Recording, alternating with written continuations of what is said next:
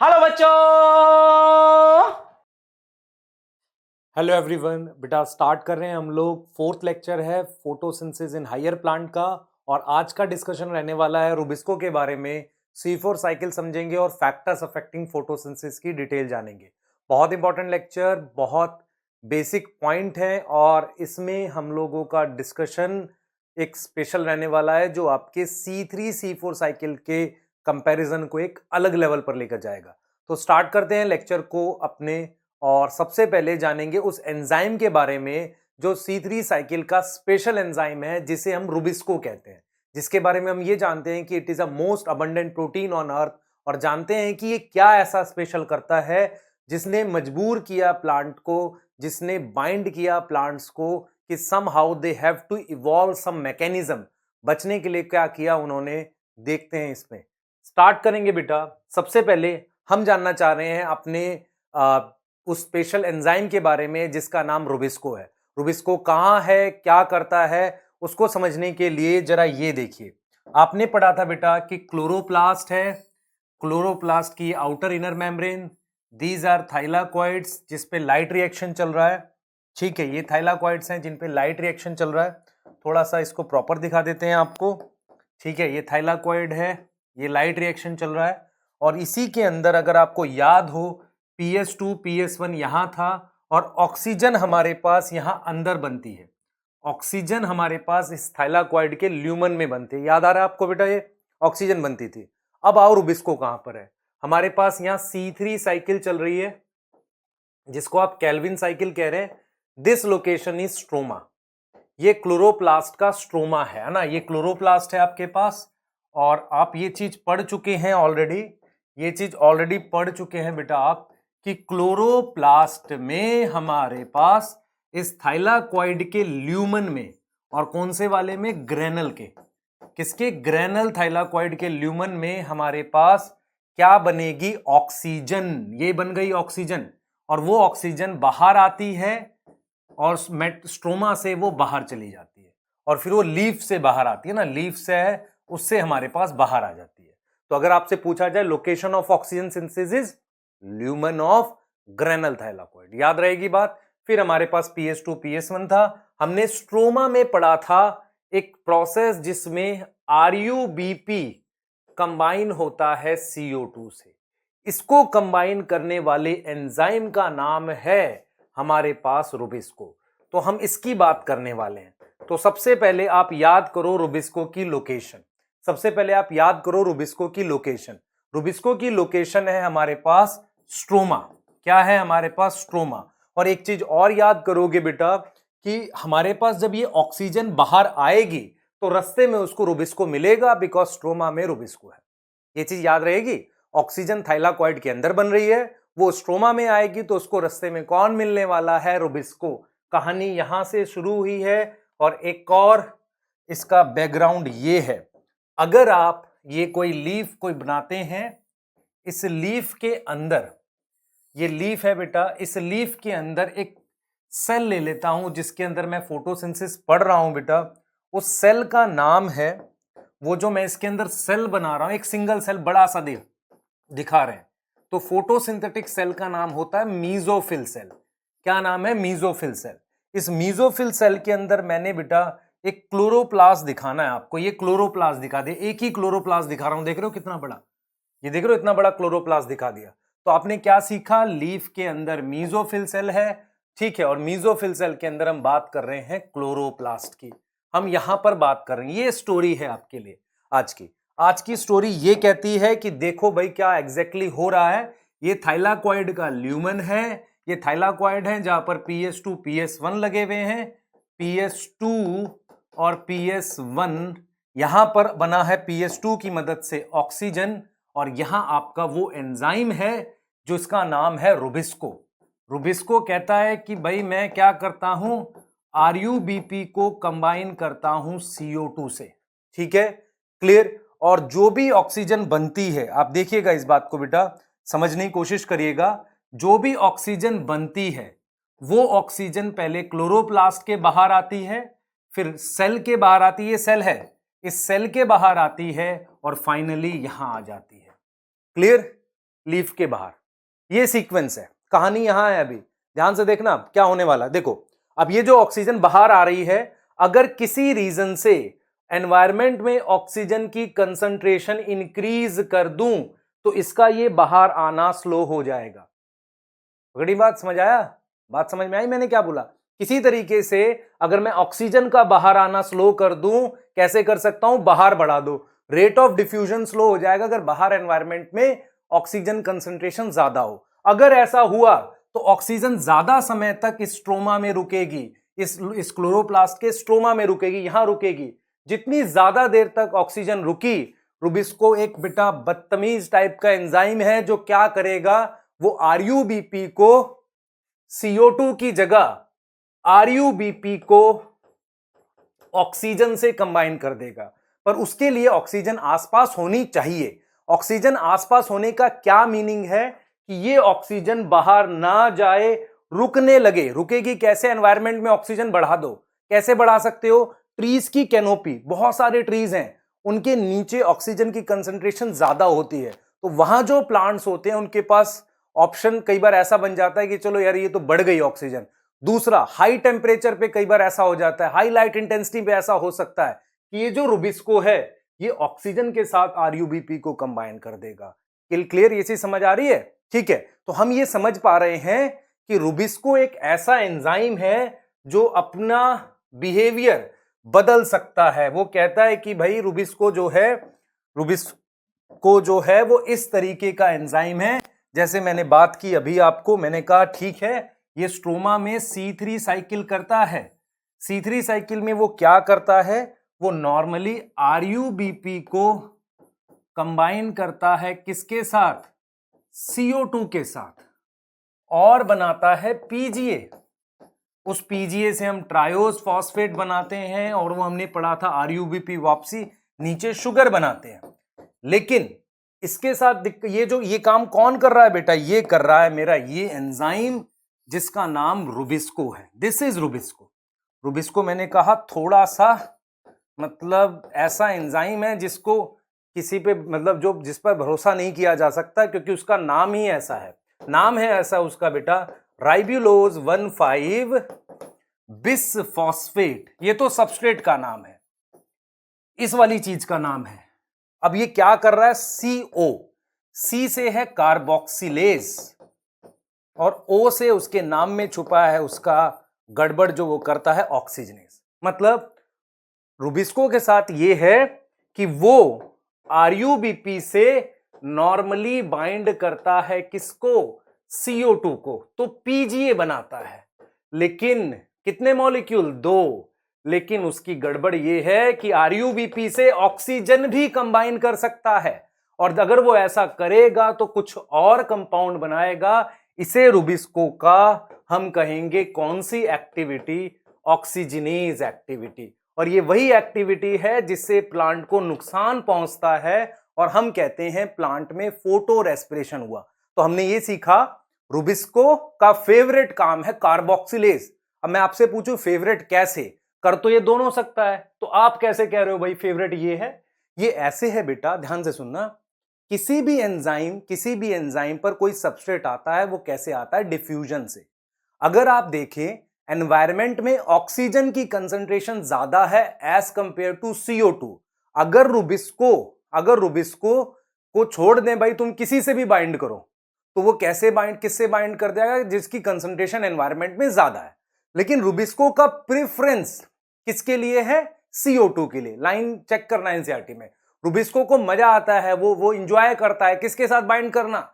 CO2 के साथ bind करना। ठीक है, लेकिन जब परिस्थितियां बदलती हैं, कंडीशन चेंज होती हैं, रुबिस्को को मजबूर करते हैं कि तू ऑक्सीजन के साथ बाइंड कर। ऐसा कब होता है?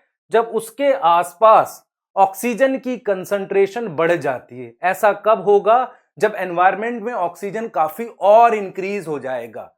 ठीक है, उस कंडीशन में रुबिस्को के पास कोई ऑप्शन नहीं, it has to act as oxygenase, जो प्लांट को नुकसान है और उससे प्लांट को हार्म पहुंचता है। तो अब यहां से हम ये देखेंगे, first rubisco is an enzyme which is located in stroma.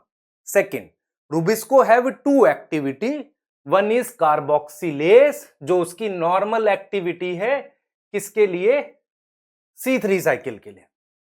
Another activity is oxygenase, but it is in special conditions, हमेशा नहीं। तो हम सबसे पहले क्या जानेंगे, कौन सी कंडीशन में ऑक्सीजनेज एक्टिविटी होती है और इस ऑक्सीजनेज एक्टिविटी से क्या फर्क पड़ता है। चलिए आगे आइए फटाफट से। तो देखते हैं हम लोग, हमने बात की रुबिस्को के बारे में, देख लीजिए ये है ना, देखते हैं ये। तो रुबिस्को एंजाइम जो है वो ऑक्सीजन के साथ भी बाइंड कर सकता है, CO2 के साथ भी। ठीक है, यहां दुखी हो रहा है क्योंकि प्लांट को नुकसान हो रहा है, यहां खुश हो रहा है, कार्बोक्सिलेज। ठीक है, एक जरा बात कर लेते हैं। सबसे पहले हम कहेंगे किन कंडीशन में रुबिस्को काम करता है। Condition in which rubisco act as क्या, ऑक्सीजनेज। ऑक्सीजनेज कैसे काम करेगा ऑक्सीजनेज की तरह, चलो बात करते हैं फटाफट से। देखिए पहला हम कहेंगे उसके आसपास क्या कर दो, हाई ऑक्सीजन कंसंट्रेशन कर दो।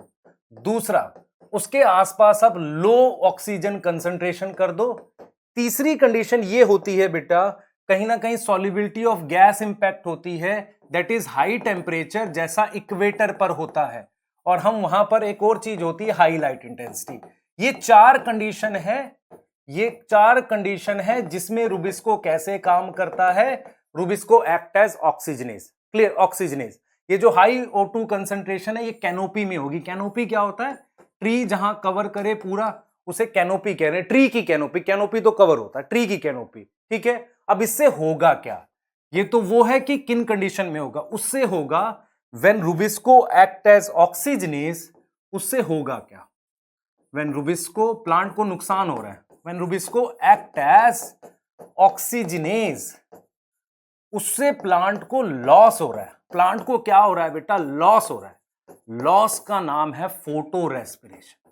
उस लॉस का नाम क्या है, फोटो रेस्पिरेशन। क्या हो रहा है, लॉस हो रहा है, फोटो रेस्पिरेशन कह रहे हैं उसे। तो इसका मतलब फोटो रेस्पिरेशन कहीं ना कहीं रुबिस्को की ऑक्सीजनेज एक्टिविटी से जुड़ा हुआ है। और ये कहां होता है, किस कंडीशन में, ट्रॉपिकल कंडीशन में, सब जगह नहीं। तो ट्रॉपिकल कंडीशन में प्लांट को एक नुकसान पहुंचता है जिसका नाम फोटो रेस्पिरेशन है। ये चीज समझिए। तो इसका मतलब उस वक्त रुबिस्को क्या कंपाउंड बनाएगा वो हमने देखना है। मतलब रुबिस्को जब फोटो रेस्पिरेशन करेगा, आप देख लीजिए उस कंपाउंड को हम देखेंगे। ये तो नॉर्मल केस है, ये वो है जिसे हम फोटो रेस्पिरेशन कह रहे हैं, जिसमें रुबिस्को कैसे काम कर रहा है, ऑक्सीजनेज। यहां काम कर रहा है कार्बोक्सिलेज। तो जरा फोटो रेस्पिरेशन के बारे में जानते हैं। तो इसको हम जरा एक बार साइकिल से देखेंगे। इस तरीके से देखिए, हमारे पास ये RuBp है, ध्यान से देखिएगा, RuBp 5 कार्बन। ठीक है, normal cycle, that is PGA। PGA के कितने मॉलिक्यूल, 2। ये 3 कार्बन था। ये कब, जब इससे क्या जुड़ी मेरे पास, CO2 जुड़ी। इसका मतलब कौन सी एक्टिविटी, कार्बोक्सिलेज। ये तो कार्बोक्सिलेज वाली बात हो गई, ये नॉर्मल चल रहा है, ट्रायोज फॉस्फेट। और ये मेरे पास C3 साइकिल है। प्रॉब्लम यहां है बेटा, प्रॉब्लम यहां है जब RuBp के साथ ये कंबाइन कर जाए, कौन, ऑक्सीजन। यहां प्रॉब्लम है, ये है प्रॉब्लम, ऑक्सीजन का कंबाइन करना इसके साथ। तो मेरे पास 2 कंपाउंड बनते हैं इससे, एक बनता है PGA। तो इसका मतलब ये जो 5 कार्बन एक तरीके से यहां बाहर आई, उसमें से 3 कार्बन मेरे पास वापसी आ गई। इस 5 में से एक तरीके से गलत रास्ते पे चली गई ना, देख रहे हो, गलत रास्ते पे जाना, कुछ तो नुकसान होगा, है ना। तो ये रॉन्ग डायरेक्शन में गई है, इसने ऑक्सीजन के साथ कंबाइन किया और मजबूरी थी रुबिस्को की, क्योंकि कंडीशन ऐसी मिली। ठीक है, उसके पास ऐसा मतलब है कि वो ऑक्सीजन कंबाइन कर सकता है, तो PGA बन गया। उसके अलावा कंपाउंड बना phosphoglycolate. Now this phosphoglycolate in short is known as PG। It is of 2 carbon. ठीक है, तो एक तरीके से इस 2 कार्बन का नुकसान हो चुका है। नाउ दिस 2 कार्बन सर्कुलेट करता है एक साइकिल में, जिस साइकिल का नाम होता है फोटो रेस्पिरेशन। क्या नाम होता है? फोटो रेस्पिरेशन या C2 साइकिल। इस C2 साइकिल में 3 ऑर्गेनल इन्वॉल्व होती हैं, क्लोरोप्लास्ट, पेरोक्सीसोम और माइटोकॉन्ड्रिया। ये तीन मेरे पास क्या है? तीन मेरे पास क्या इन्वॉल्व होती हैं? ध्यान से सुने बेटा। फॉस्फोग्लाइकोलेट जो है वहां से ऐसे हम आ गए, समझना इस बात को। तो हमने ये बोला कि फॉस्फोग्लाइकोलेट का मतलब एक तरीके से 3 कार्बन, जो 5 कार्बन बाहर गई उसमें से 3 आ गई, 2 कार्बन इधर चली गई। वो 2 कार्बन एक साइकिल में घूमती हैं, उसे हम फोटो रेस्पिरेशन साइकिल कहते हैं, जो 3 ऑर्गेनल में होती है। ऐसे 2 कार्बन के 2 मॉलिक्यूल, टोटल कितनी कार्बन हो गई? 4। वो वापसी पीजीए बना देते हैं, एक पीजीए बन जाता है और एक CO2 का लॉस हो जाता है, और वो होता माइटोकॉन्ड्रिया में है। तो आपने क्या क्या याद करना? आपने याद करना है when rubisco act as oxygenase, 5 carbon जो लॉस होती हैं उसमें से 3 तो वापसी आ गई, 2 लॉस हो गई। अब ऐसे 2 मॉलिक्यूल लूंगा, एक साइकिल में घूमेगा, वापसी पीजीए तो बना लेकिन एक CO2 का नुकसान हो गया। तो फोटो रेस्पिरेशन में देख रहे हैं आप, इस वाली 4 में से एक लॉस हो रहा है, मतलब प्रोसेस में 25% तक नुकसान जा रहा है। तो एक तरीके से कहीं ना कहीं ये RUBP जो ऑलरेडी फिक्स था, समझ रहे हो, ऑलरेडी फिक्स था, मतलब प्लांट का हिस्सा था, उसको हमने नुकसान कर दिया ये बना के, है ना, फॉस्फोग्लाइकोलेट बना के। तो फोटो रेस्पिरेशन एक लॉस है, और इसमें क्या क्या होता है, क्या क्या होता है वो डिस्कस कर लेते हैं। रुबिस्को फोटो रेस्पिरेशन कब करेगा? जब वो काम कर रहा है ऑक्सीजनेस की तरह। और वो ऑक्सीजनेस की तरह कब काम करेगा? जब मेरे पास ऑक्सीजन की कंसंट्रेशन हाई हो, CO2 लो हो, और हम कहेंगे टेम्परेचर क्या हो? हाई हो, और लाइट इंटेंसिटी हाई हो। ऐसा मेरे पास कब होता है? इक्वेटर पर होता है। तो ये चीज होगी, ठीक है, क्लियर। दूसरा, उसका इफेक्ट क्या है? इफेक्ट हमने कहा फोटो रेस्पिरेशन। फोटो रेस्पिरेशन से में क्या क्या होता है? सबसे पहले एक प्रोडक्ट बनता है जिसका नाम है, प्रोडक्ट बना, देखो प्रोडक्ट पीजीए भी बना, लेकिन ये तो नहीं लेते हम इसको लेते हैं, इसको मेन मानते हैं, पीजी, फॉस्फोग्लाइकोलेट। क्लियर? फॉस्फोग्लाइकोलेट बना, है ना, फॉस्फोग्लाइकोलेट बना। तो इफेक्ट हमारे पास फोटो रेस्पिरेशन है। इफेक्ट हमारे पास क्या है? फोटो रेस्पिरेशन है। क्लियर हो गई बात? तो फोटो रेस्पिरेशन हमारे पास इसका इफेक्ट है, और इसमें हमने क्या बना दिया बेटा? प्रोडक्ट बना दिया पीजीए प्लस पीजी, है ना, ये प्रोडक्ट बना दिया। ये हमने क्या बना दिया? प्रोडक्ट बना दिया। दूसरा हम ये कह रहे हैं बेटा, दूसरा हम ये कह रहे हैं कि जो फोटो रेस्पिरेशन है, ध्यान से सुनेंगे, ध्यान से सुनेंगे इसको, फोटो रेस्पिरेशन जो है, प्रोडक्ट मेरे पास पीजीए पीजी बना। अब सुनो ध्यान से, अब देखो इंपॉर्टेंट बात यहां पर, ठीक है, मैंने प्रोडक्ट पीजीए प्लस पीजी बना दिया। अब एक तरीके से इसमें क्या होगा बेटा? रिलीज होता है CO2 का, रिलीज ऑफ फिक्स CO2।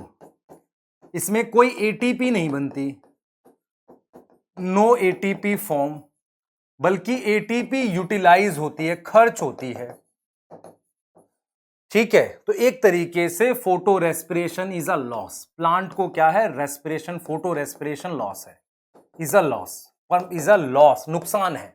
और ये हो कहां रहा है?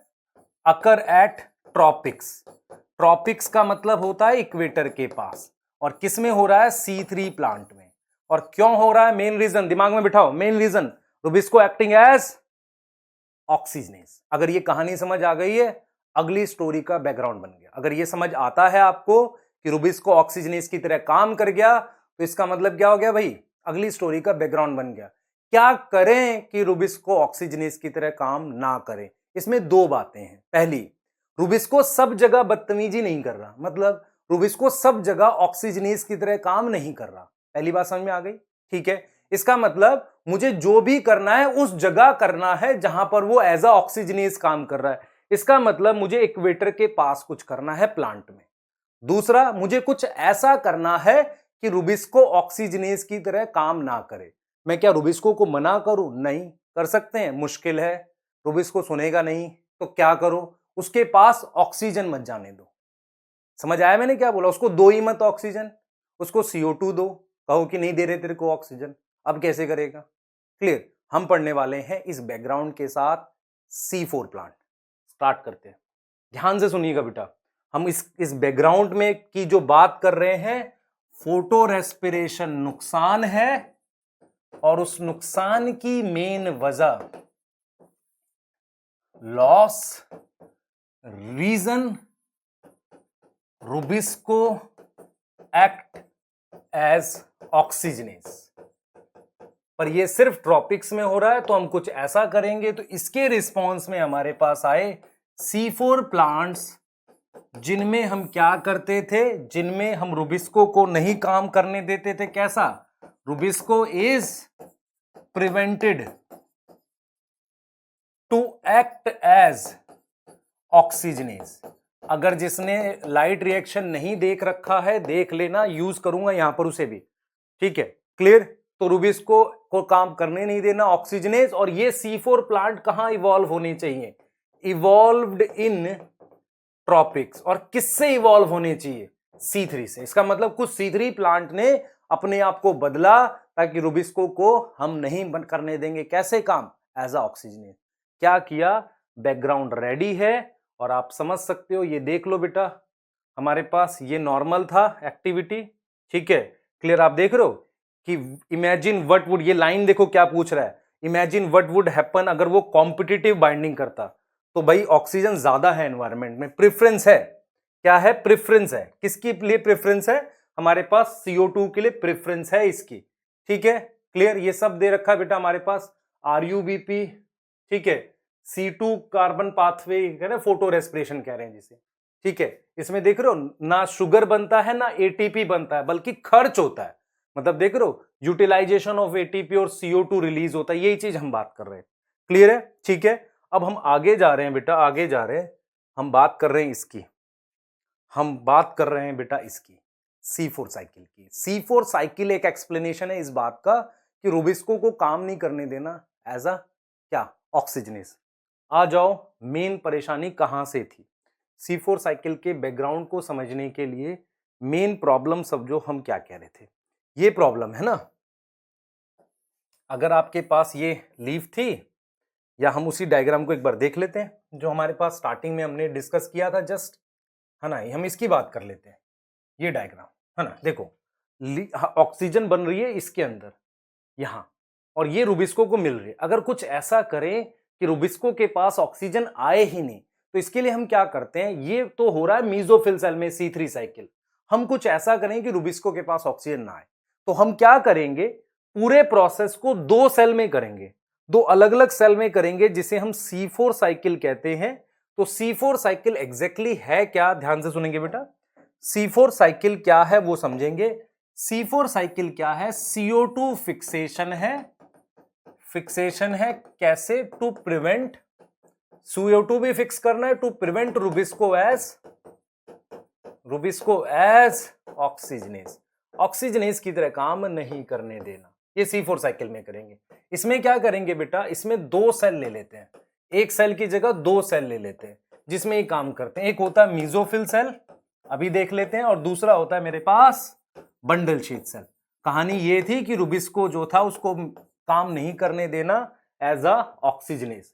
तो चलते हैं इस सेल की कहानी से लेकर और इसको देखते हैं कि हम क्या बात कर रहे हैं। ध्यान से सुनना बेटा। देखो, आपको यह समझ आना चाहिए कि रुबिस्को को ऑक्सीजनेस से रोकने के लिए मेरे पास क्या कंडीशन है। मैं दो सेल ले लेता हूं, ध्यान सुना, दो सेल ले लेता हूं। एक सेल का नाम है मेरे पास मीजोफिल सेल, और वहां C3 साइकिल तो सिर्फ मीजोफिल सेल में हो रही थी। यहां दो सेल है, इसका नाम है बंडल शीथ सेल। अब याद करो, मैं कहीं कहीं पर इसे BSC लिखूंगा, दिस इज MC लिखूंगा, एंड दिस को BSC लिखूंगा ना, BSC। अब सुनना, ध्यान से सुनना, mesophyll cell, bundle sheath cell. अब बहुत ध्यान से सुनना मैं जो बताऊंगा आपको।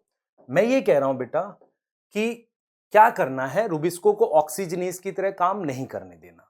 उसके लिए क्या करो, आप एक हमारे पास सेल ले लो, ध्यान से सुनना, आप एक सेल ले लो जिसका नाम बंडल शीथ सेल है। उस सेल में आप क्या करो, ये क्लोरोप्लास्ट बना दो, ये इसका क्लोरोप्लास्ट है। ये इसका क्लोरोप्लास्ट है। इस क्लोरोप्लास्ट में आपने ये रुबिस्को रख दिया, ये यहां रख दिया रुबिस्को, ये रहा रुबिस्को, ठीक है, क्लियर। ये मेरे पास रुबिस्को है ना, ये मेरे पास क्या है बेटा, रुबिस्को है। ध्यान से देखना अभी, मेरे पास ये रुबिस्को है, ये रहा, दिस इज रुबिस्को।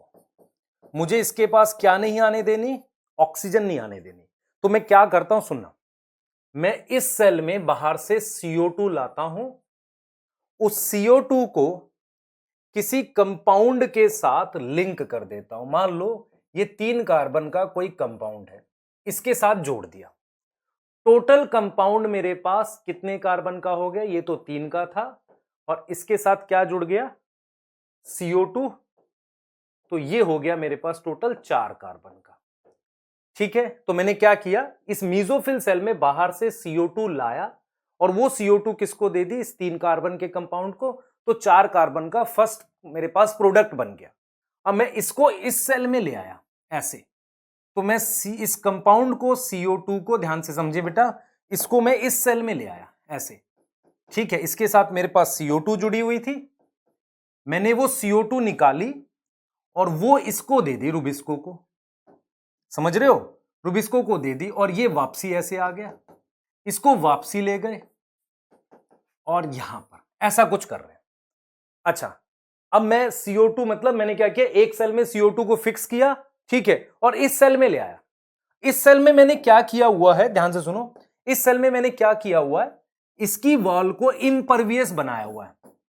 इम्परवियस का क्या मतलब हुआ, इम्परवियस का मतलब बाहर से ऑक्सीजन नहीं आ सकती।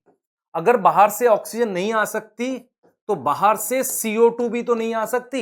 इसीलिए मैं क्या कर रहा हूं, इस सेल में CO2 फिक्स करके वो रुबिस्को को यहां ला के दे रहा हूं, इस प्लाज्मोडेस्माटा से। ध्यान से सुनना, यहां मैंने CO2 एंटर कराई और वो CO2 इस कंपाउंड को बना के यहां लाया, और ये CO2 निकाल के रुबिस्को को दे दी, और इसकी वॉल को इम्परवियस बना दिया। मीनिंग ऑफ इम्परवियस, जो ये बंडल शीथ सेल है, इसकी वॉल को इम्परवियस बना दिया, नॉट इम्परमिएबल, इम्परवियस। इम्परवियस का मतलब है गैस नहीं जा सकती, इसका मतलब एटमॉस्फेयर की ऑक्सीजन रुबिस्को के पास नहीं आ सकती। समझ आ रहा है, कहानी समझ आई, क्या करा, रुबिस्को की परेशानी क्या थी, ऑक्सीजन देख के खुश हो जाता, उससे बाइंड करेंगे, रोक दिया, नहीं आने देंगे। कैसे नहीं आने देंगे, CO2 जोड़ी, यहां लाए, CO2 दे दी, इसे सिर्फ CO2 दे रहे हैं, ऑक्सीजन एनवायरमेंट से आने ही नहीं दे रहे, उसे हम कहते हैं इम्परवियस। इसका मतलब एक सेल में CO2 को फिक्स किया और दूसरे सेल में ले आए।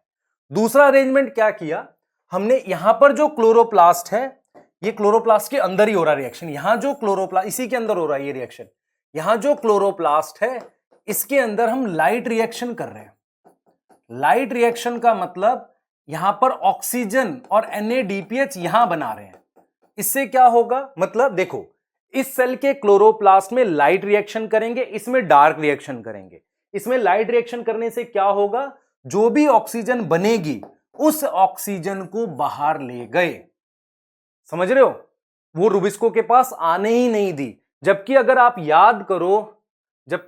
याद करो यहां क्या परेशानी थी, इसको क्या परेशानी थी, याद करो, यहां पर यह परेशानी थी कि जो ऑक्सीजन बनती थी लाइट रिएक्शन में वो रुबिस्को के पास से जाती थी, तो कई बार बदतमीजी कर जाता था, ठीक है। लेकिन यहां पर हमने क्या किया बेटा, देखो जरा ध्यान से, हमने यहां पर क्या किया, हमने एक ऐसा इंतजाम कर दिया, ऐसा अरेंजमेंट कर दिया कि रुबिस्को को मैंने एक ऐसे सेल में रख दिया जिसकी वॉल से गैस आ ही नहीं सकती, ठीक है। अगर आपसे मैं पूछूं कि गैस आ ही नहीं सकती, इन दोनों सेल में किसमें इंटरसेलुलर स्पेस नहीं होना चाहिए, दिमाग लगाओ, इस वाले में चेक करना NCERT, नो इंटरसेलुलर स्पेस, इसमें होना चाहिए, गैस मूव करनी है, ठीक है।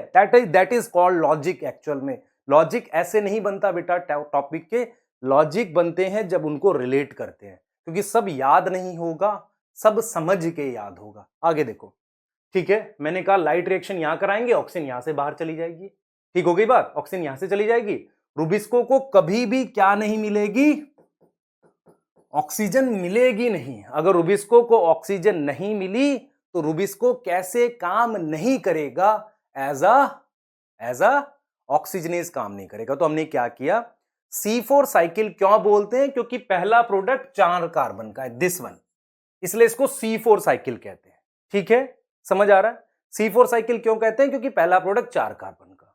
C4 साइकिल एक ऐसी अरेंजमेंट है जहां मीजोफिल सेल में लाइट रिएक्शन कर रहे हैं, बंडल शीथ सेल में कर रहे हैं डार्क रिएक्शन। मीजोफिल सेल जो है उसमें CO2 फिक्स करके यहां ले आते हैं और बंडल शीथ में जो रुबिस्को रखा हुआ है उससे C3 साइकिल करा रहे हैं। इसका मतलब C4 प्लांट में C3 साइकिल होती है, पर किसमें? बंडल शीथ सेल में, मीजोफिल सेल में नहीं। याद करो, C3 प्लांट में मीजोफिल सेल में हो रही थी। यहां हमने क्या किया? डिवीजन ऑफ लेबर, काम का बंटवारा।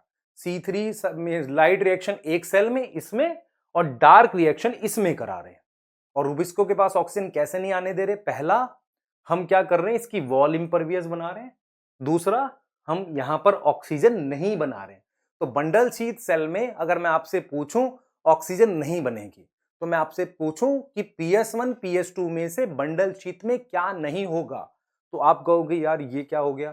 तो मैं कहूंगा देखो लाइट रिएक्शन, जाकर देखो कौन सा फोटो सिस्टम बनाता है ऑक्सीजन, तब आपको याद आएगा PS2 बनाता है। तो इसका मतलब इसमें PS2 नहीं होना चाहिए, नहीं तो ऑक्सीजन बना देगा, फिर बदतमीजी करेगा ये। आगे समझ यहां तक? आगे चलो, ध्यान से देखना। अब ये कहानी अभी शुरू हुई है और एक सिरा हमने दिया आपको अभी। अभी देखो क्या हो रहा है। हमने क्या किया, ध्यान से सुनना। जो भी बाहर से CO2 आती है, जो भी बाहर से CO2 आती है, पानी के साथ मिलके वो H2CO3 बनाती है, वो फाइनली SCO3 माइनस में कन्वर्ट हो जाता है। अगर आप एक रिएक्शन देखो, पानी इसके साथ कंबाइन होता है तो बनाता है H2CO3 और वो आयनाइज होके SCO3 माइनस और H प्लस में आ जाता है। तो ये एक तरीके से एक CO2 को लिखने का तरीका है पानी में। इसको मैंने कंबाइन किया एक कंपाउंड के साथ जो 3 कार्बन का है, जिसका नाम PEP है। PEP की फुल फॉर्म है, यहां लिखता चल रहा हूं मैं, PEP। PEP is phospho इनॉल pyruvate. इसकी भी एक कहानी बताएंगे बेटा रेस्पिरेशन में, है ना, पाइरुवेट। ठीक है, PEP ये 3 कार्बन है और ये 1 कार्बन है। इन दोनों को जोड़ के जो पहला प्रोडक्ट बना that is OAA। OAA 4 carbon है। ठीक है, OA क्या है बेटा? हमारे पास 4 कार्बन है और इसका नाम है ऑक्सैलो एसिटिक एसिड, है ना, 4 कार्बन का एक एसिड है।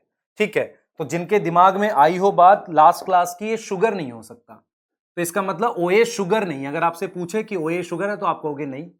OA को कन्वर्ट कर दिया मैंने मैलिक एसिड में। किसमें कन्वर्ट कर दिया? मैलिक एसिड में। ठीक है, मैलिक एसिड में कन्वर्ट करना एक्चुअल में क्या है? एक तरीके की रिडक्शन है। मुझे यहां पर NADPH खर्च करना पड़ता है। मैंने NADPH खर्च कर दिया और यहां बना दिया मैंने NADP+। ठीक है, क्लियर? अब मैं मैलिक एसिड को यहां ले आया। मैलिक एसिड एनसीईआरटी में बना हुआ नहीं है लेकिन राइट अप में है।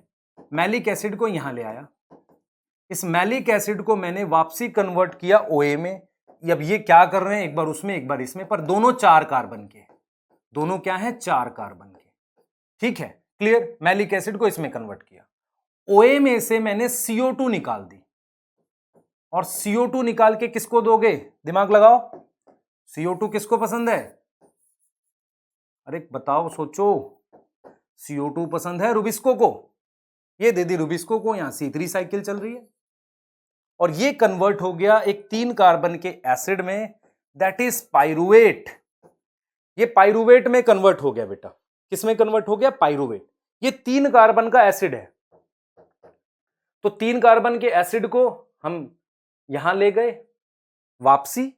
ठीक, यहां पाइरुवेट लिखा मैंने। ठीक, अब इससे मुझे अगर क्या बनाना है, ध्यान देना बेटा, इससे मुझे अगर, इस चीज को समझो, इससे मुझे अगर ये बनाना है, PEP बनाना है, तो मुझे यहां एक ATP खर्च करना पड़ेगा। एक ATP से यहां ADP लिख रहा हूं, तो इसका मतलब ये 3 कार्बन का, ये भी 3 का, ये चीज हो गई क्लियर। सॉरी, 2 ATP खर्च कर रहे हैं, सॉरी 2 करेंगे। तो आप जरा ध्यान से देखो, ये बन गई आपकी C4 cycle. This is C4 cycle. अब इसमें क्या क्या हुआ एक बार डिस्कस करते हैं, क्योंकि डिस्कशन जरूरी है इसका, ध्यान से देखेंगे। अब हम जो बात कर रहे हैं बेटा, इसमें डिस्कशन देखो क्या कह रहे हैं। हम ये कह रहे हैं, ध्यान से सुने, हम ये कह रहे हैं अगर हम इसके नंबर, ये मैं रब नहीं कर रहा हूं, एक और स्लाइड है ऐसी, हम एक इसमें क्या बता रहे हैं, सुनो ध्यान से।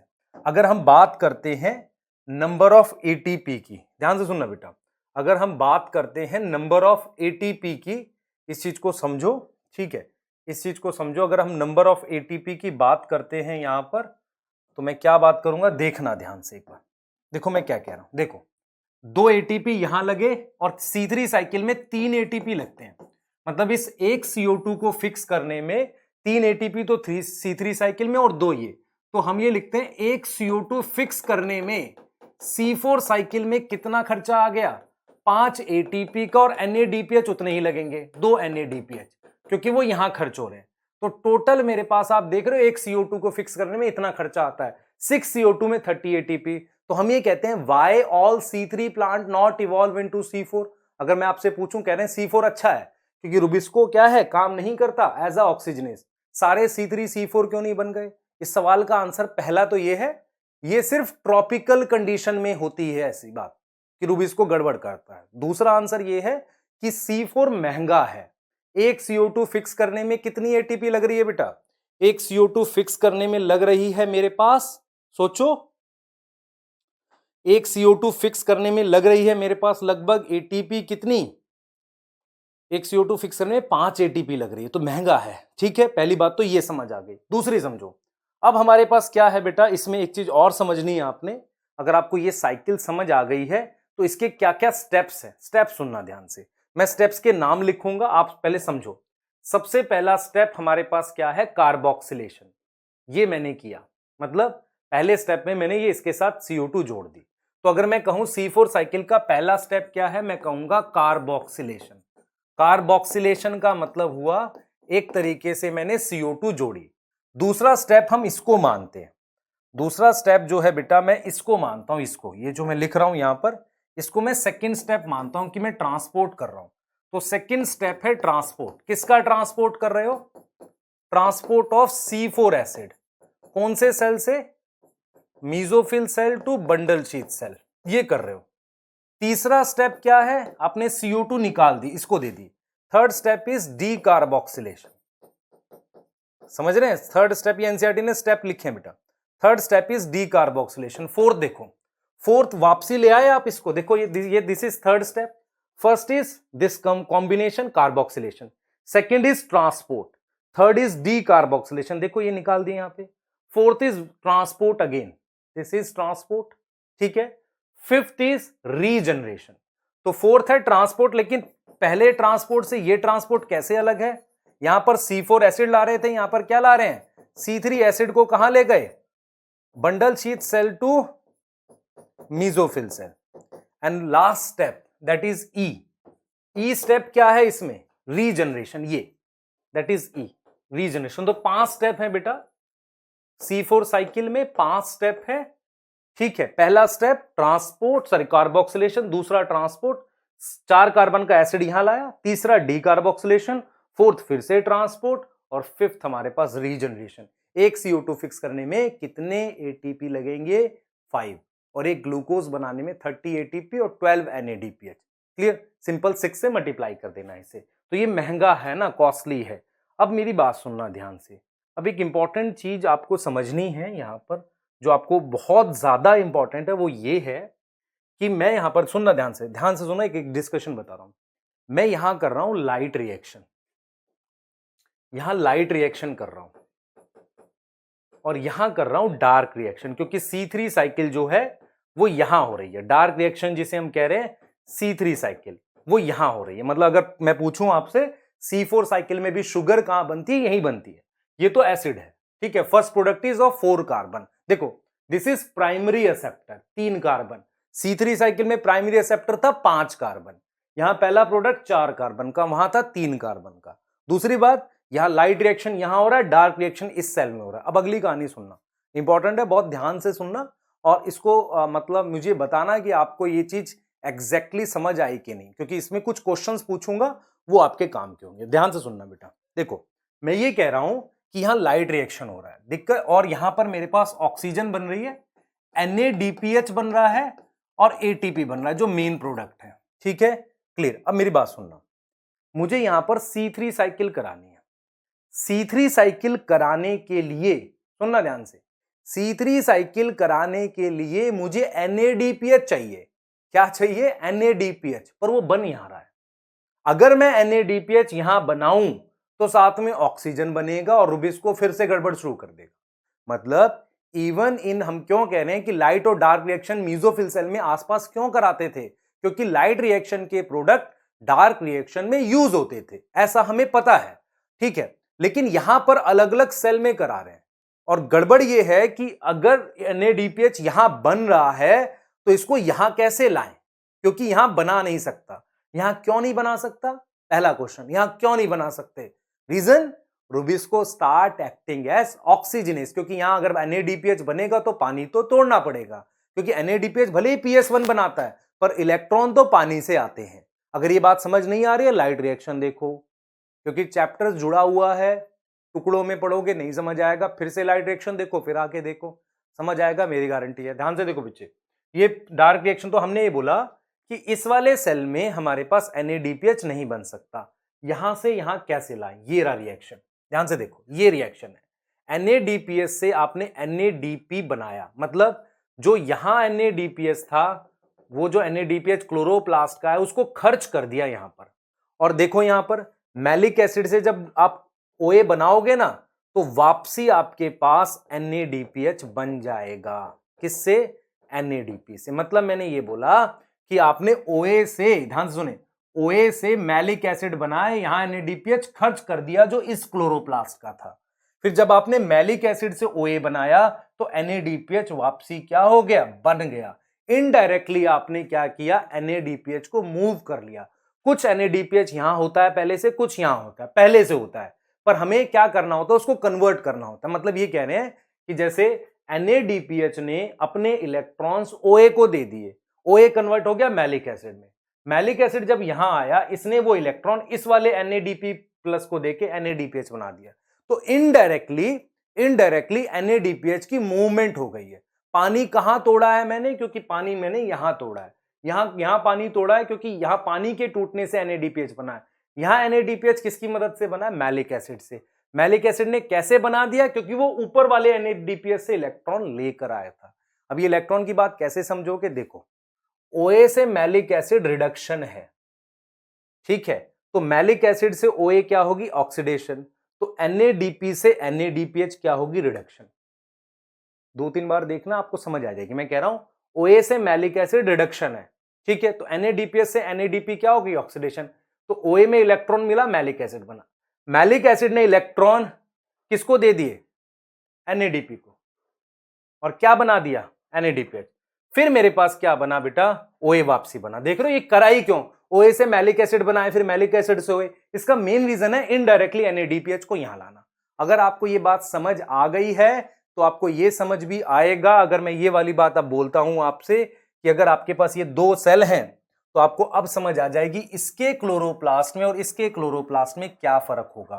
ध्यान से सुनना बेटा, इसके क्लोरोप्लास्ट में जो थाइलाकॉइड है, ध्यान से देखना, इसके क्लोरोप्लास्ट में जो थाइलाकॉइड है उस पे मेरे पास PS2 और PS1 दोनों होगा, क्योंकि ये NADPH बना रहा है, ठीक है। दूसरा, इसके पास ऐसे वाला थाइलाकॉइड भी होगा।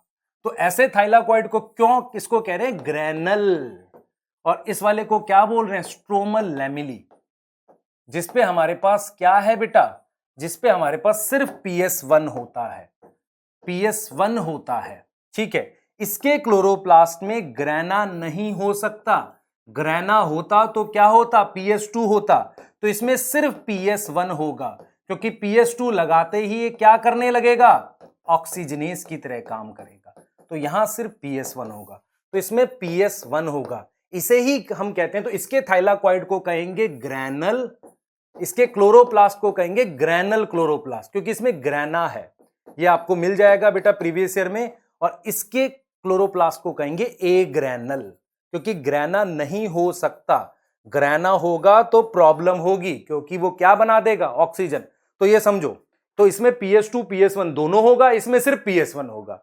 इसमें PS1 सिर्फ PS1 होगा। दूसरा, इसका मतलब C4 प्लांट में डाइमॉर्फिक क्लोरोप्लास्ट होते हैं, अलग अलग टाइप के, पहला पॉइंट। दूसरी बात, इसके इसमें जो एंजाइम होगा जो किसको कंबाइन करेगा, पीपी को किससे, CO2 से, उसका नाम पैपकेज है और वो इसके स्ट्रोमा में है। इसके स्ट्रोमा में रुबिस्को होगा, इसके स्ट्रोमा में क्या होगा, रुबिस्को होगा। इसकी वॉल इम्परवियस है, इसकी वॉल क्या है, इम्परवियस है। इसकी वॉल परवियस है क्योंकि बाहर से क्या आ सकता है, CO2 आ सकता है। ऑक्सीजन यहां बनेगी, फोटोलिसिस यहां होगी, यहां नहीं हो सकती। यहां पर शुगर बनेगी, यहां क्या बनेगी, शुगर, ट्रायोस फॉस्फेट बनेगा। ये कंपैरिजन जा रहा है। अब देखो मैं दोनों सेल को कंपैरिजन करता हूं, ध्यान सुना। This is mesophyll cell of C4 plant, this is bundle sheath cell. Differences start करते हैं, अगर समझ आया, ठीक है, क्लियर। डिफरेंसेस स्टार्ट करते हैं, ध्यान से सुनना। सबसे पहला डिफरेंस हम बोल रहे हैं यहां पर, दैट इज किसके बीच में, मीजोफिल सेल किसका, C4 प्लांट का। इसको जरा कंपेयर कर देते हैं आपके लिए। मीजोफिल सेल हमारे पास, सॉरी किससे कंपेयर कर रहे हैं बेटा, इसको कंपेयर कर रहे हैं हम लोग बंडल शीथ सेल से। इसको हम कंपेयर कर रहे हैं किससे, बंडल शीथ सेल से। ध्यान से सुनो, इसको हम कंपेयर कर रहे हैं बंडल शीथ सेल से, पर ये बंडल शीथ सेल किसका है, C4 प्लांट का। इन दोनों सेल को एक बार कंपैरिजन ले लेते हैं, इनकी बात कर रहा हूं, इसकी। मुझे बताओ पहले वाला जो मीजोफिल सेल है, दिस इज परवियस आपको, हाँ दिस इज इम्परवियस। इसमें एंजाइम है पैपकेज। ये पैपकेज वो एंजाइम है जो बेसिकली क्या करता है, CO2 को कंबाइन करता है किसके साथ, पीपी के साथ। ये सिर्फ कार्बोक्सिलेज है। यहां पर एंजाइम है रुबिस्को। इसका क्लोरोप्लास्ट बेटा ग्रैनल है, ग्रैनल क्लोरोप्लास्ट है। इसका क्लोरोप्लास्ट कैसा है, ए ग्रैनल, ठीक है, ए ग्रैनल, ठीक है। इसमें PS1 और PS2 दोनों होगा, इसमें ओनली PS1 होगा। कम से कम ATP तो बना लो। इसमें ऑक्सीजन बनेगी जिसे आप क्या लिखोगे, फोटोलिसिस, जिसको आप क्या लिखोगे, फोटोलिसिस, ठीक है।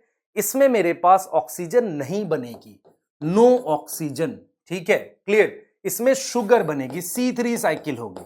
क्या बनेगी, शुगर बन जाएगी बेटा, शुगर। इसमें शुगर नहीं बनेगी, है ना, इसमें शुगर नहीं बनेगी। अब एक चीज समझना, किसमें इंटरसेलुलर स्पेस होगा, इसमें होना चाहिए क्योंकि इसमें तो गैस चाहिए नहीं, तो इसमें हम लिखेंगे no intercellular space, no intercellular space. इसमें इंटरसेलुलर स्पेस नहीं होगा, इसमें इंटरसेलुलर स्पेस होगा। अगर आपसे पूछा जाए कि मुझे ये बताओ कि, ध्यान से सुने बेटा, अगर आपसे पूछा जाए कि मुझे ये बताओ कि ये तो एक क्लोरोप्लास्ट है, क्लोरोप्लास्ट किस में ज्यादा होंगे, देखो लाइट रिएक्शन फास्ट है, डार्क रिएक्शन स्लो है, मैंने पहले भी बताया। स्लो को इसकी स्पीड मैच करनी है, तो number of chloroplast, check NCERT, number of chloroplast is more in bundle sheath cell to match speed with mesophyll cell. तो किसमें क्लोरोप्लास्ट ज्यादा होंगे, बंडल शीथ सेल में, है ना। तो हम ये बोल रहे हैं बेटा, हम इस चीज को कह सकते हैं इसमें ज्यादा क्लोरोप्लास्ट है, इसमें क्या है, मोर क्लोरोप्लास्ट। ये चीज समझ आ गया बेटा, दो तरह के सेल हो गए, ठीक है। हम C4 साइकिल को हैच स्लैग पाथवे भी बोलते हैं, और आपको दिखेगा उनमें खास तरह की, देख रहे हैं, mesophyll cell, bundle sheath cell. ये बंडल शीथ सेल जो है वास्कुलर बंडल के अराउंड ऐसे एक स्ट्रक्चर बनाते हैं, इसे हम नाम देते हैं क्रैन्स एनाटॉमी। क्रैन्स एनाटॉमी, क्रैन्स का मतलब होता है रीथ, रीथ मतलब माला। तो आपको यह समझ आना चाहिए, बंडल शीथ सेल जो है वो वास्कुलर बंडल के अराउंड ऐसे क्या बनाते हैं बेटा, एक इस तरीके से एक स्ट्रक्चर बनाते हैं उसके चारों तरफ, ठीक है। और कई लेयर में होते हैं, मतलब ऐसा नहीं कि एक लेयर में, कई लेयर में होंगे। ये बंडल शीथ सेल हमारे पास कई लेयर में होते हैं, ठीक है, और इसमें इंटरसेलुलर स्पेस नहीं होता। इन्हें हम कहते हैं क्रैन्स एनाटॉमी। क्रैन्स एनाटॉमी मुझे किसमें मिलती है, C4 प्लांट की लीफ में, C4 प्लांट की लीफ में मुझे क्या मिलती है, क्रैन्स एनाटॉमी, ठीक है। अब मैं एक कंपैरिजन इसका चाह रहा हूं आपसे कि क्यों ना हम लोग कंपेयर कर लें C3 प्लांट को C4 से, और वही कंपैरिजन करें जो एनसीईआरटी देती है, ठीक है। एक एक चीज प्रॉपरली कंपैरिजन करेंगे, आपको समझ आएगी बात, बहुत ध्यान से समझना। देखो सबसे पहले किसके अंदर केल्विन साइकिल, C3 साइकिल होगी। C3 प्लांट में कहां होती है, वहां तो एक ही सेल है, कौन सा, मीजोफिल। बेटा देखो एक एक चीज करनी है हमने कंपेयर। C4 प्लांट में कहां होगी? याद है बंडल शीथ सेल में C3 साइकिल होती है। दूसरा है यहां पे फर्स्ट हो गया ये, this is first. Second, cell type in which initial carboxylation, CO2 कहां आके जुड़ती है? इसमें तो सेल ही एक है C3 में, मीजोफिल। और इसमें क्या होगा बेटा, इनिशियल इसमें भी तो मीजोफिल में हो रही है, याद करना है इस बात को। इसमें भी कहां हो रही है? मीजोफिल में। How many cell type does have that fix CO2? इसमें पूछा है कितने सेल होते हैं, इसमें तो एक ही है, इसमें दो है। कौन कौन से? मीजोफिल सेल और बंडल शीथ सेल।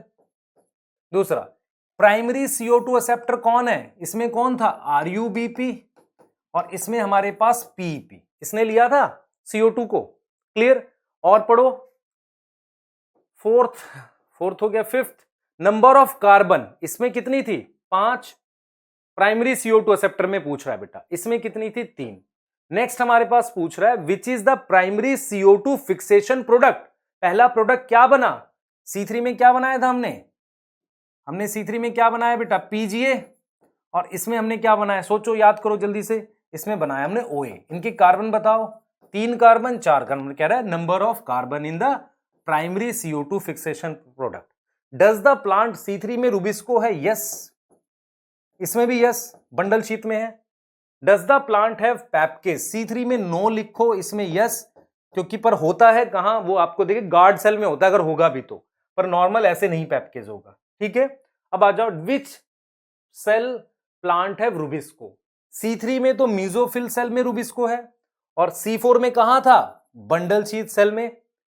अब मेरी बात सुनना, एक पॉइंट पकड़ो ध्यान से और समझ आएगी। देखो, अगर नॉर्मल कंडीशन है, नॉर्मल मतलब नॉर्मल टेम्परेचर, हाई नहीं, नॉर्मल लाइट इंटेंसिटी, अगर नॉर्मल कंडीशन है तो C3 C4 प्लांट में कोई अंतर नहीं है।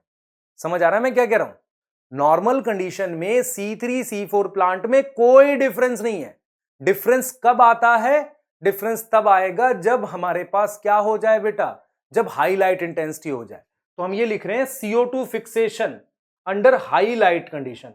हाई लाइट कंडीशन में इनमें अंतर आ गया। C3 में लो होगी CO2 फिक्सेशन क्योंकि नुकसान हो रहा है फोटो रेस्पिरेशन का। यहां हाई होगी क्योंकि इसको फर्क नहीं पड़ता। ठीक है, अब आ जाओ, देखो लो लाइट इंटेंसिटी में फोटो रेस्पिरेशन पूछा है, हम कहेंगे नेग्लिजिबल, क्योंकि C3 और C4 में दोनों में कोई फर्क नहीं पड़ता। दोनों में क्या है बेटा? सेम, नेग्लिजिबल आ जाएगा। ठीक, whether photo high light intensity में फर्क पड़ेगा, लो में नहीं पड़ता। इसमें बेटा C3 में हाई होगा और इसमें नेग्लिजिबल होगा। रीजन आप सोचो खुद से, फर्क कब पड़ेगा? जब यहां लो में नहीं फर्क पड़ेगा, दोनों में कोई डिफरेंस नहीं है, हाई में आता है। लो CO2 कंसंट्रेशन, भाई इसमें फोटो रेस्पिरेशन होगी, यस हाई, क्योंकि लो CO2 में होती है नेग्लिजिबल। सेम चीज वुड बी हाई CO2 में C3 C4 में कोई डिफरेंस नहीं। कब है? लो CO2 में या हाई O2 में फर्क है। तो यहां पर दोनों में क्या आ जाएगा? नेग्लिजिबल आएगा। देखो क्यों, देखो मैं क्या कह रहा हूं, whether photorespiration would be present at high CO2। High CO2 में रुबिस्को काम ही नहीं करता एज ऑक्सीजनेस, तो इसलिए नेग्लिजिबल।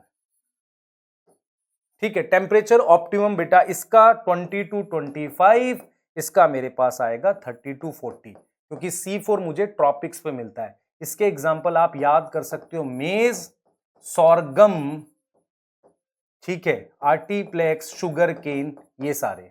लेकिन याद रखो वीट C3 है, C4 नहीं है। वीट C3 प्लांट है, C4 नहीं है। क्लियर हो गई बात? ये हमने पढ़ लिया बेटा C3 C4 साइकिल। अगर आपको समझ आया है तो ठीक, नहीं फिर से एक बार देखो, 2 बार NCERT पढ़ो, एक बार फिर देखो, 100% चीजें रिलेट हो जाएंगी आपको जो NCERT में लिखी हुई है। ठीक है, NCERT इस बात को क्लियरली बोलती है जो मैंने बोली है। ठीक है, अब हम जाएंगे एक छोटा सा टॉपिक, फैक्टर्स अफेक्टिंग फोटोसिंथेसिस पे बात कर रहे हैं। ठीक है, ध्यान से सुनना बेटा। देखो टॉपिक इंटरेस्टिंग है, छोटा भले ही है लेकिन अच्छा टॉपिक है। देखो फैक्टर्स अफेक्टिंग फोटोसिंथेसिस। फोटोसिंथेसिस एक प्रोसेस है, ठीक है। कोई भी प्रोसेस 2 तरीके के फैक्टर से अफेक्ट हो सकता है, एक बाहरी फैक्टर, एक उसके अंदर का फैक्टर। अंदर का फैक्टर मतलब उसकी लीफ कैसी है, साइज कैसा है, क्लोरोप्लास्ट कितना है, ये सारा। तो हम क्या पढ़ेंगे, मेन फोकस एक्सटर्नल फैक्टर पे रहेगा। तो हम ये कहेंगे बेटा फैक्टर अफेक्टिंग फोटोसिंथेसिस में हम ये कहने वाले हैं, ध्यान से सुनो, सबसे पहले हम लोग बात करेंगे इसे कि कौन से फैक्टर हैं। तो हम ये बोलेंगे फैक्टर्स जो हैं वो दो तरीके के हो सकते हैं। एक हो सकता है इंटरनल फैक्टर। इंटरनल फैक्टर का मतलब है बेसिकली ये होता है प्लांट फैक्टर। ये क्या होगा, ये डिपेंड करेगा बेटा हमारे पास प्लांट पे, मतलब ये बेसिकली प्लांट पे डिपेंड कर रहा है, प्लांट पे। तो इंटरनल फैक्टर हमारे पास प्लांट फैक्टर है। ठीक है, दो तरीके के हो सकते हैं, एक इंटरनल एक एक्सटर्नल। तो इंटरनल फैक्टर हमारे पास प्लांट फैक्टर है। और प्लांट फैक्टर के लिए आपको क्या ध्यान रखना है, सुनना ध्यान से। प्लांट फैक्टर किस पे डिपेंड करता है, डिपेंड ऑन प्लांट पे। तो डिपेंड ऑन, अब देखो मेरी बात सुनो, ये ग्रास है तो ग्रास तो छोटा प्लांट है ना, छोटा प्लांट है ग्रास। ये बड़ा ट्री है तो ये तो जीन में डिसाइड है ना कि कितनी बड़ी लीफ बनेगी। ऐसा थोड़ी है कि ग्रास की लीफ पीपल की लीफ जितनी हो जाएगी अगर उसको सब कुछ मिले, है ना, ऐसा तो पॉसिबल नहीं है।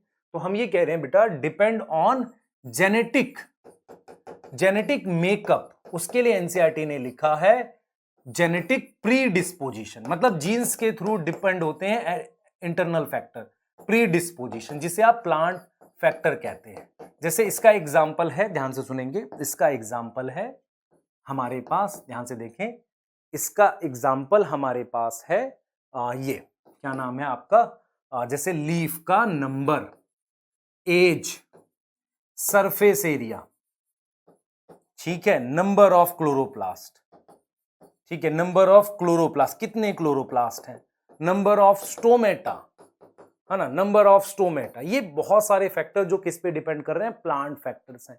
ठीक है, कैनोपी हो गया, ट्री कितने हैं वहां पर, सही है। तो ये सब मतलब इंटरनल फैक्टर्स हैं। हम लोगों को जो ज्यादा पढ़ना है बेटा वो एक्सटर्नल फैक्टर की बात करनी है। ठीक है, इंटरनल फैक्टर आप देख सकते हो, ठीक है, उसमें मेनली हम लोग जो बात करते हैं वो जेनेटिक प्रीडिस्पोजिशन की बात करते हैं, वो मेनली इस पे डिपेंड करता है, इस पे। और इसमें क्लोरोफिल, उनका नंबर, ओरिएंटेशन, लीफ कैसी है, एज क्या है, ये सारी चीजें प्लांट पर डिपेंड है। दूसरा फैक्टर हमारे पास है बेटा एक्सटर्नल। हम बात करने वाले हैं फैक्टर अफेक्टिंग फोटोसिंथेसिस में एक्सटर्नल फैक्टर की, है ना। हम किसकी बात करेंगे बेटा, हम लोग बात करेंगे एक्सटर्नल फैक्टर की, ध्यान से सुनना। ठीक है, हम लोग बात कर रहे हैं एक्सटर्नल फैक्टर की। देखो क्या है, ध्यान से देखना बेटा। एक्सटर्नल फैक्टर में हमारे पास क्या है, हम लोग चार फैक्टर पढ़ते हैं। एक पढ़ते हैं लाइट, दूसरा पढ़ते हैं हम लोग टेम्परेचर, तीसरा पढ़ते हैं, फर्स्ट हो गया लाइट, सेकंड टेम्परेचर, ठीक है, थर्ड हम पढ़ते हैं बेटा ये देखो लाइट, टेम्परेचर, थर्ड हम पढ़ते हैं CO2 concentration, although CO2 second number पे पढ़ेंगे, और फोर्थ हम पढ़ेंगे वाटर। तो ये चार फैक्टर है जो एक्सटर्नल फैक्टर हैं, और इनको समझने के लिए इनके रोल को ये क्या अफेक्ट करेंगे, रेट। हम लोग क्या पढ़ने वाले हैं बेटा, रेट। रेट ऑफ फोटोसिंथेसिस का मतलब होता है स्पीड। फोटोसिंथेसिस की स्पीड जो है वो इन एक्सटर्नल फैक्टर से अफेक्ट होती है। ये मेन एक्सटर्नल फैक्टर्स हैं जिनसे अफेक्ट होती है। ठीक है, ये मेन एक्सटर्नल फैक्टर है जिससे रेट ऑफ फोटोसिंथेसिस अफेक्ट होती है। क्लियर। अब मेरी बात बहुत ध्यान से सुनो, यहां पर हम एक लॉ जानते हैं जिसे हम कहते हैं लॉ ऑफ लिमिटिंग फैक्टर। ये लॉ क्या कहता है, सुनना ध्यान से। ये लॉ कहता है, ध्यान से सुनेंगे, ये लॉ कहता है अगर एक से ज्यादा फैक्टर का इफेक्ट किसी बायोकेमिकल प्रोसेस में पड़ता है, photosynthesis is a biochemical process या कोई केमिकल प्रोसेस पे पड़ता है, ध्यान सुने, एक से ज्यादा फैक्टर का इफेक्ट अगर किसी बायोकेमिकल प्रोसेस पे पड़ता है तो रेट, स्पीड, किसी भी टाइम पर उस प्रोसेस की स्पीड वो कंट्रोल करेगा जो फैक्टर सबसे कम अमाउंट में है। मतलब जितना होना चाहिए उससे जो सबसे कम अमाउंट में, सबसे लो वैल्यू पे है, वो उस वक्त उसकी स्पीड कंट्रोल करेगा। मतलब ये कह रहा है कि any biochemical process control by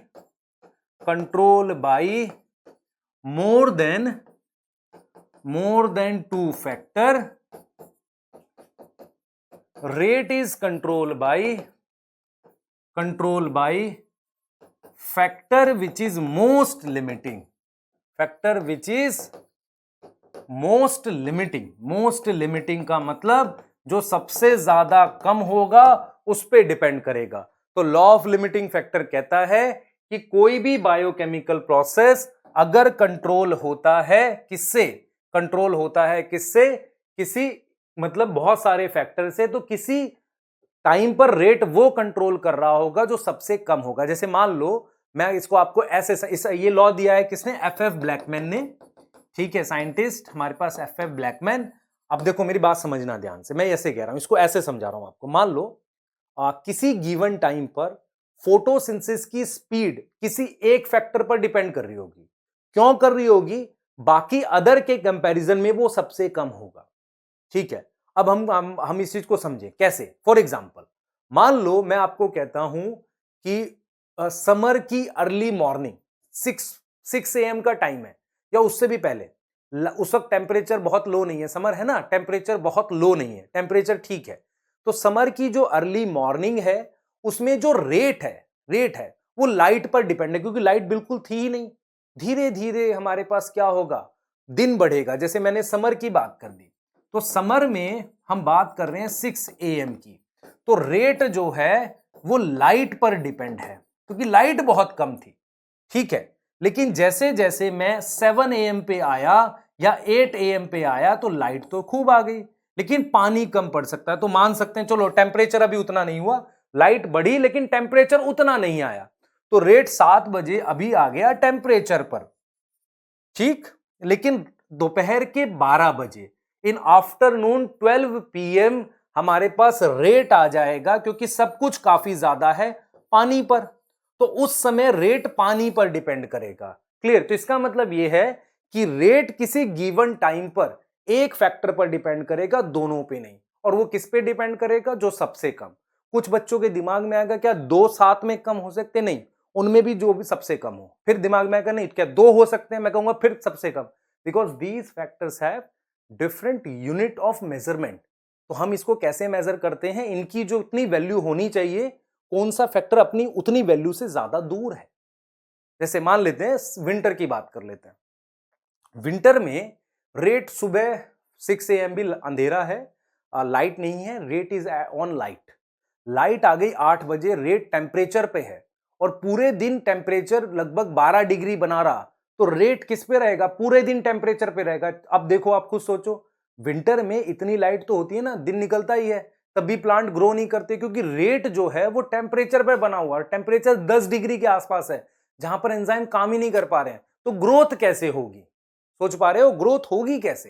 तो रेट जो होता है बेटा, अच्छा अब सोचो जरा, समर में अगर समर में बारिश हो जाती है, रेन होती है, तो अचानक से ग्रोथ क्या होती है? बढ़ जाती है, क्योंकि रेट को कौन रोक रहा था? पानी रोक रहा था। ऐसे सोचना है। और जब भी क्वेश्चन आएगा तो ऐसे आएगा, at low light intensity increase in temperature. आप कहोगे no effect, because rate light पे बता रहा है वो। अगर वो कहे at low CO2 concentration increase in light, जब उसने कह दिया eight low CO2 concentration, rate CO2 पे डिपेंड करेगा, लाइट पर नहीं। तो जिसके साथ वो लो लगा देगा उसी पर रेट डिपेंड करेगा। अच्छा, अगर वो कह दे एट हाई लाइट इंटेंसिटी, अगर क्वेश्चन में कह दे एट हाई लाइट इंटेंसिटी, तो रेट लाइट को छोड़ के किसी और फैक्टर पे डिपेंड कर सकता है, लाइट पे नहीं। ऐसे करना है। अब पढ़ते हैं बेटा उन 4 फैक्टर्स को इस लॉ के बाद। ठीक है, एफ ब्लैकमैन ने दिया था लॉ कि एक से ज्यादा प्रोसेस से कंट्रोल होगा जो नियरेस्ट टू इस मिनिमम वैल्यू, मतलब अपनी मिनिमम वैल्यू के सबसे पास होगा, मतलब कम होगा सबसे, उस पर रेट डिपेंड करेगा। अब हम बेटा पहला एक्सटर्नल फैक्टर पढ़ रहे हैं, दैट इज बेसिकली क्या है हमारे पास? Light intensity. That is light intensity की बात कर रहे हैं। ध्यान से देख लें, बहुत जरूरी है, ध्यान से देखें। देखो व्हाट इज लाइट इंटेंसिटी, बहुत ध्यान से देखना। देखो हम क्या पढ़ते हैं, देखना, लाइट को पढ़ रहे हैं, पहले लाइट को पढ़ते हैं हम लोग। ठीक है, देखना बेटा ध्यान से। पहला एक्सटर्नल फैक्टर है लाइट। ठीक है, लाइट कैसे? लाइट की बात कर रहा है, ध्यान से देखें। सबसे पहले समझो, लाइट में हमारे पास 3 कंपोनेंट होते हैं। लाइट में हमारे पास क्या होते हैं बेटा? 3 कंपोनेंट होते हैं। लाइट में हमारे पास 3 कंपोनेंट हैं जो फोटोसिंथेसिस को अफेक्ट कर सकता है। एक होता है अमाउंट। अमाउंट का मतलब होता है कितना बड़ा दिन है, ड्यूरेशन कहते हैं, ड्यूरेशन, जिसे क्वांटिटी ऑफ लाइट भी कह सकते हैं। दूसरा हो सकता है quality of light. Quality of light का मतलब है वेवलेंथ, वेवलेंथ, ठीक है। और थर्ड है मेरे पास इंटेंसिटी। जो इंटेंसिटी है वही रेट अफेक्ट करती है। देखो फोटोसिंथेसिस तो तीनों से अफेक्ट हो जाएगा, मतलब कितना हो रहा है, लेकिन जो फोटोसिंथेसिस की स्पीड है, स्पीड समझते हो, रेट, वो सिर्फ किससे अफेक्ट होगा, वो होगा इंटेंसिटी। तो इंटेंसिटी ऑफ लाइट जो है वो मॉर्निंग में कम है और आफ्टरनून में ज्यादा है। तो आपको यह समझ आना चाहिए कि रेट का जो ग्राफ आएगा, रेट ऑफ फोटोसिंथेसिस का जो ग्राफ आएगा वो किसके साथ आएगा, वो आएगा बेटा आपका किसके साथ, इंटेंसिटी ऑफ लाइट के साथ, और किसी के साथ नहीं आ सकता, इंटेंसिटी ऑफ लाइट के साथ आएगा। क्योंकि बाकी जो है वो अमाउंट ऑफ फोटोसिंथेसिस को कंट्रोल करेंगे, भाई इतने एक साल में कितनी फोटोसिंथेसिस हुई, लेकिन किसी गिवन टाइम पर स्पीड बढ़ना या घटना फोटोसिंथेसिस का किस पे डिपेंड करेगा, लाइट इंटेंसिटी पे। And we have one graph for it जो एनसीईआरटी ने बनाया भी है। तो इसका मतलब जो ग्राफ है वो किस पर डिपेंड कर रहा है, लाइट इंटेंसिटी पे। तो मैं यहां पर क्या लिख रहा हूं, लाइट इंटेंसिटी इस एक्सिस पर, और इस एक्सिस पर मैं लिख रहा हूं हमारे पास रेट। लाइट इंटेंसिटी में इस एक्सिस पर लिख रहा हूं और इस पे लिख रहा हूं rate of photosynthesis, rate of photosynthesis यहां लिख रहा हूं बेटा। अब जरा ध्यान से देखो, एकदम ध्यान से देखो। अब मैं कह रहा हूं कि ठीक है धीरे धीरे आगे बढ़ूंगा, रेट बढ़ेगा, एक पॉइंट ऐसे आएगा, ये कांस्टेंट हो जाएगा। मतलब मैं कुछ पॉइंट्स लिख देता हूं, इस पॉइंट को ए लिख देता हूं, इसको बी और इसको मान लो सी, ऐसे कुछ कर देते हैं। तो हम ये समझ रहे हैं कि यहां तक मतलब टिल ए तक रेट जो है वो डायरेक्टली प्रोपोर्शनल है इंटेंसिटी के। इसे हम मानते हैं लो लाइट इंटेंसिटी। क्यों? क्योंकि लो लाइट इंटेंसिटी पर ही हमारे पास क्या है, रेट डायरेक्टली प्रोपोर्शनल होता है किसके, लाइट इंटेंसिटी के, बढ़ रहा है।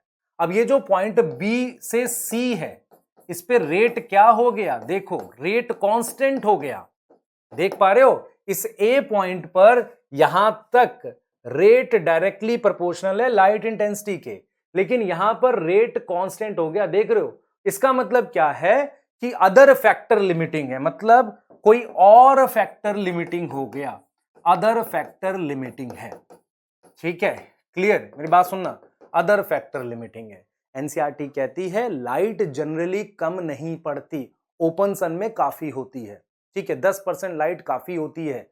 मतलब जो हम लोग कहते हैं लिमिटिंग कब होगी, जब 10% से भी कम है। ऐसा कहां होता है, शेड में। तो एनसीईआरटी कहती है normally 10% light is sufficient, 10% of total light, total sunlight काफी होती है, लिमिटिंग नहीं कहलाती, वो इज सफिशिएंट।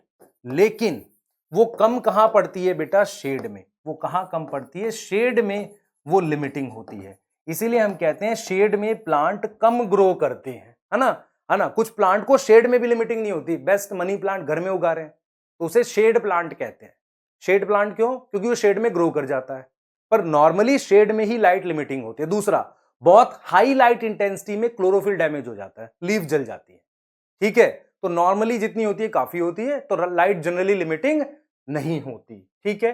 तो ये हमने बात कर ली लाइट को लेके, ग्राफ है आपके सामने, आप देख सकते हैं, ठीक है, क्लियर। तो उसके बाद हम लोग आगे जाएंगे और एक्सटर्नल फैक्टर में किसकी बात करेंगे, CO2 की, कार्बन डाइऑक्साइड की, ठीक है। CO2 कंसंट्रेशन, इसको बहुत इंपॉर्टेंट है समझना, ध्यान से सुनना बेटा, ध्यान से सुनना। हमारे पास क्या होता है, ध्यान से सुनना, ध्यान सुनेंगे। एनसीईआरटी ने सबसे पहले तो ये समझो 0.038% ये CO2 की एनवायरमेंट कंसंट्रेशन है, ठीक है। ये CO2 की क्या है, एनवायरमेंट कंसंट्रेशन है, क्लियर। इसके लिए एनसीईआरटी ने क्या यूनिट यूज की है, 380 म्यू लीटर पर लीटर, ठीक है, ये इसके लिए है। तो ये एनवायरमेंट की CO2 कंसंट्रेशन है। मैं इसे 380 पार्ट्स पर मिलियन भी लिख सकता हूं। ये तीनों यूनिट सेम है, मतलब दोनों यूनिट सेम है। 380 म्यू लीटर पर लीटर ये एनसीईआरटी ने यूज की, ये मैं यूज कर रहा हूं, ठीक है। अब मेरी बात सुनना ध्यान से। किसी भी प्लांट को कितनी मैक्सिमम CO2 चाहिए उसे उसका सैचुरेशन कहते हैं। मतलब जैसे क्या होगा एनी प्लांट जो विच रिक्वायर, जो मैक्सिमम CO2 है, मैक्सिमम CO2, उसे उसका क्या कहते हैं, मैक्सिमम CO2, उसे सैचुरेशन कहते हैं, उसे हम कहते हैं सैचुरेशन। तो जो मैक्सिमम वैल्यू से नीचे होता है वहां पर लिमिटिंग होती है, ठीक है। जैसे हम ये कहते हैं, देखो मान लो मैं कहता हूं किसी प्लांट को 400 ppm चाहिए, तो 400 ppm उसका सैचुरेशन है, ठीक है। उससे कम में वो CO2 लिमिटिंग होती है। तो हम ये मानते हैं कि C3 प्लांट का सैचुरेशन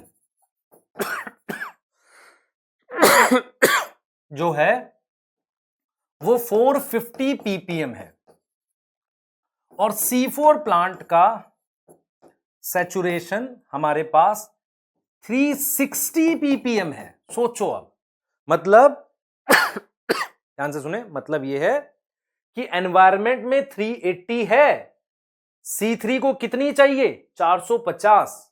इसका मतलब C3 को जितनी चाहिए उससे हमेशा कमी मिल रही है। C4 को कितनी चाहिए, 360, जितनी उसको चाहिए उतनी मिल रही है, बल्कि उससे ज्यादा है, ठीक है। इसका मतलब यह होगा कि अगर, ध्यान से सुनो, अगर मैं इसका एक ग्राफ आपको बना के दिखाऊं तो मुझे ऐसा ग्राफ दिखेगा। अगर आप ध्यान से देखें, मुझे इस तरीके का ग्राफ दिखेगा। यहां CO2 कंसंट्रेशन लिखूं, यहां रेट लिखूं, तो ये एनवायरमेंट की है बेटा कंसंट्रेशन, जिसको आप 380 कह रहे हो, ठीक है। C3 देखो, C4 प्लांट कैसे आएगा, C4 प्लांट ऐसा कुछ आएगा, उसकी सैचुरेशन पहले आ जाएगी, देख रहे हो, पहले। पहले का मतलब कितने पे आ गई, ये देखो यहां लाऊंगा, कितने पे आ गई, ये कितना है, ये 380 है, और ये वाला कितना है बेटा, ये वाला कितना है, देखो आप ध्यान से देखो इसे, ये मेरे पास 380 है और ये 360 है। तो इसका मतलब ये C4 प्लांट है जिसका सैचुरेशन पहले आ गया।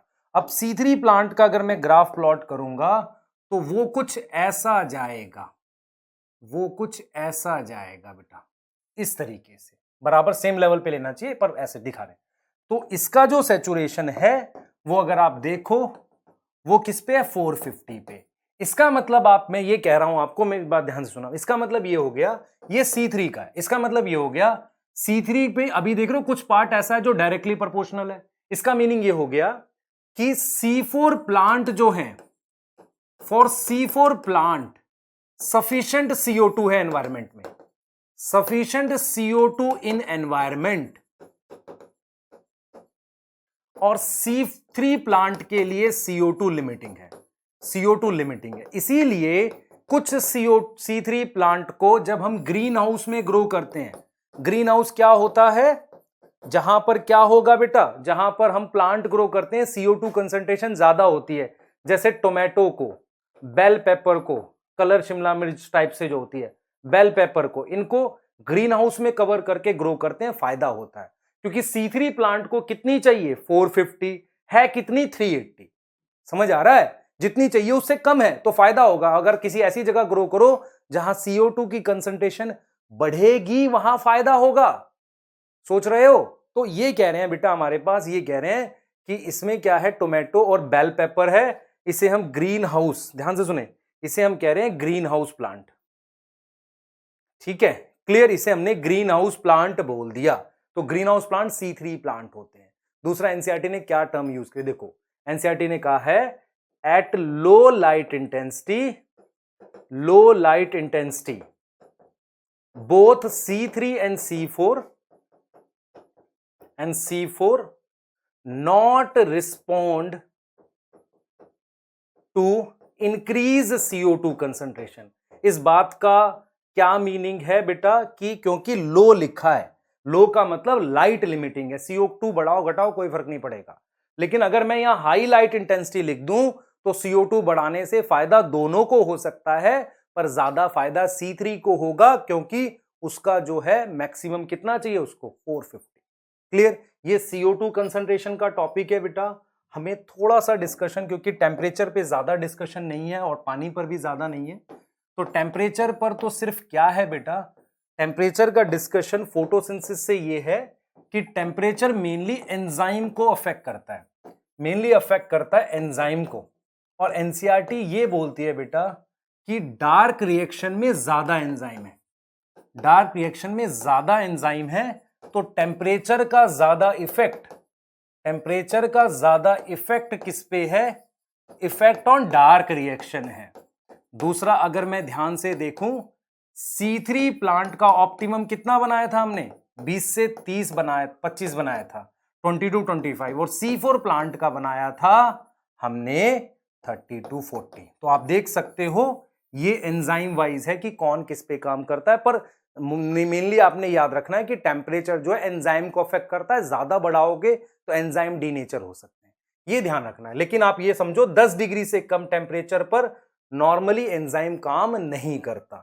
और अगर लास्ट फैक्टर आप देखेंगे, दैट इज फोर्थ, पानी। बेटा ध्यान से सुनो, पानी का रोल क्या था अगर आपको याद हो? फोटोलिसिस। कहां रोल है? फोटोलिसिस पर। लेकिन इतना पानी हमेशा होता है क्लोरोप्लास्ट में कि फोटोलिसिस हो सके, तो पानी का इनडायरेक्ट रोल है। इनडायरेक्ट रोल कैसे है? ध्यान से देखना, अगर ये लीफ है, इसमें लेस वाटर होगा तो क्या होगा? ये ऐसे मुरझा जाएगी, है ना, लेस टर्जिड हो जाएगी। लेस टर्जिड से क्या होगा? सरफेस एरिया कम हो गया। सरफेस एरिया डिक्रीज होने से फोटोसिंथेसिस डिक्रीज कर गई। ये इनडायरेक्ट रोल हो गया। दूसरा हम ये कह रहे हैं बेटा, दूसरा हम ये कह रहे हैं कि ये इनडायरेक्ट रोल बता दिया मैंने। ऐसे ही मेरे पास लीफ में हम क्या करते हैं? वाटर स्ट्रेस में स्टोमेटा क्लोज कर देते हैं। तो स्टोमेटा कब क्लोज होगा? Stomata close in water stress.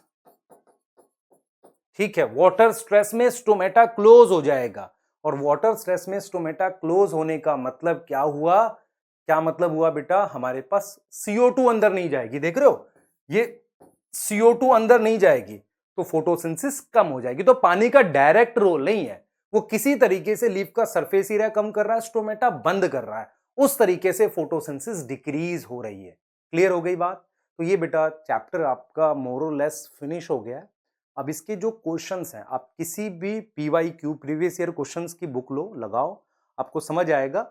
मैं क्लास में सेपरेटली आपके इसके ट्रांसपोर्ट के, फोटोसिंथेसिस के, इन चैप्टर के एक सेपरेट क्लास में क्वेश्चंस डिस्कशन करूंगा।